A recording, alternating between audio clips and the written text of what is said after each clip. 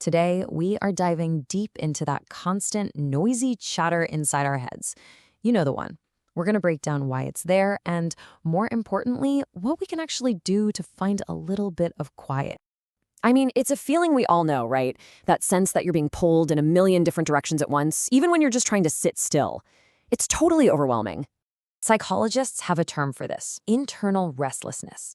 It shows up in a bunch of ways: racing thoughts, a mind that just refuses to switch off at night, or getting stuck in these deep, looping thoughts about the past. It is absolutely exhausting, and it makes real focus feel pretty much impossible. All right, so let's get into the problem itself. Now, while you might hear about these symptoms a lot with things like ADHD, this feeling of having a restless mind, well, that's a universal human thing. It affects just about everyone. So the first thing to know is that it is not just you. You're not alone in this. This internal static, this noise, it isn't just some random fluke. It actually comes from a really predictable psychological conflict that's happening inside all of us. So, what's the diagnosis for all this mental noise? Well, a lot of it boils down to this really powerful idea in psychology called self-discrepancy theory. And this is the why behind that restless feeling. Okay, so here's the theory in a nutshell. It says that we all carry around these different versions of ourselves in our minds. And all that internal noise, the anxiety, the guilt, the disappointment, it comes from the gap, or the discrepancy, between these different versions of you. The easiest way to think about it is like this. You've got this little committee meeting happening in your head pretty much 24/7, and this committee is made up of three very different selves. So let's meet the members, shall we? First up, you have the actual self.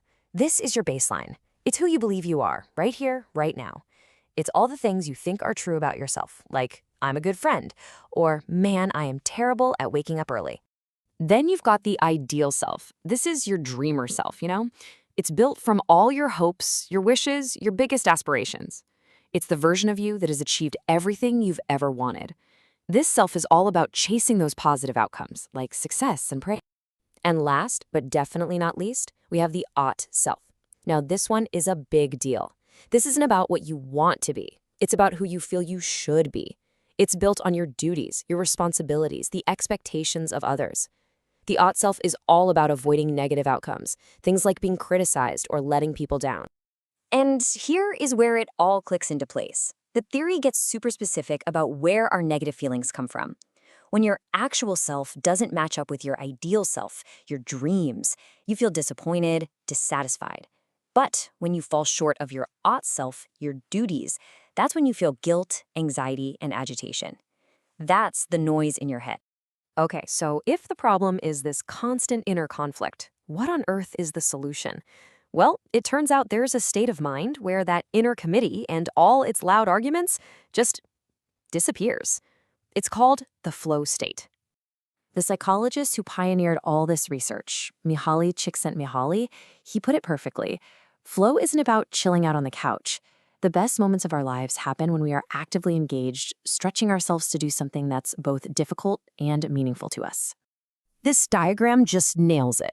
Look, on one side, you've got the level of challenge a task presents. On the other, you've got your own skill level. If the challenge is way too low for your skills, you get bored. But if the challenge is way too high, you get anxious. Flow is that magical channel right down the middle. It's the sweet spot where the task is just hard enough to keep you totally and completely absorbed. Now, here's what's so cool about what's happening in your brain during flow. The part of your brain that's responsible for your sense of self, your inner critic, that voice of self-doubt, it actually powers down for a bit. The technical term is transient hypofrontality. But in simple terms, your self-doubt literally goes quiet, which lets you focus 100% on what you're doing. So, we have the diagnosis, the inner conflict, and we have the antidote, the flow state. Now, let's talk about the toolkit. These are practical, real strategies you can use to start bridging those gaps and find more flow in your own life.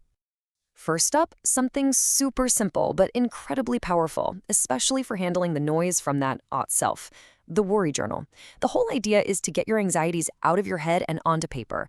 By writing them down, you're basically telling your mind, okay, you can let go now. These thoughts are safe right here.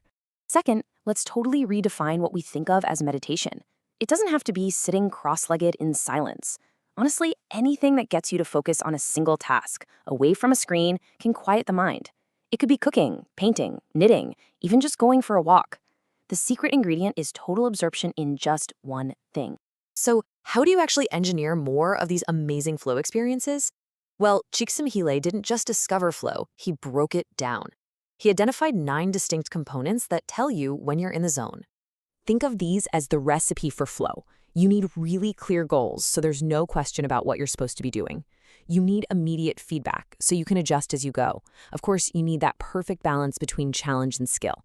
And when all those things are in place, you get the big prize, a loss of self-consciousness. The inner committee finally takes a coffee break. And that brings us to the real goal here. Because it's not about fighting a war with your own mind or trying to silence your thoughts completely. It's actually about creating a sense of harmony. So if you take one thing away from all of this, let it be this. The goal isn't to fire your inner committee. It's to get them to finally agree on a plan. By taking small, focused actions that bring who you are a little bit closer to who you want to be, you start to shrink that gap. And when you shrink the gap, that internal noise starts to transform into focused, productive energy. So I'll leave you with one final thought to chew on. What if the constant buzz of distraction we all feel isn't really coming from our phones or the world outside? What if our greatest distraction is and always has been the gap between who we are and who we think we should be?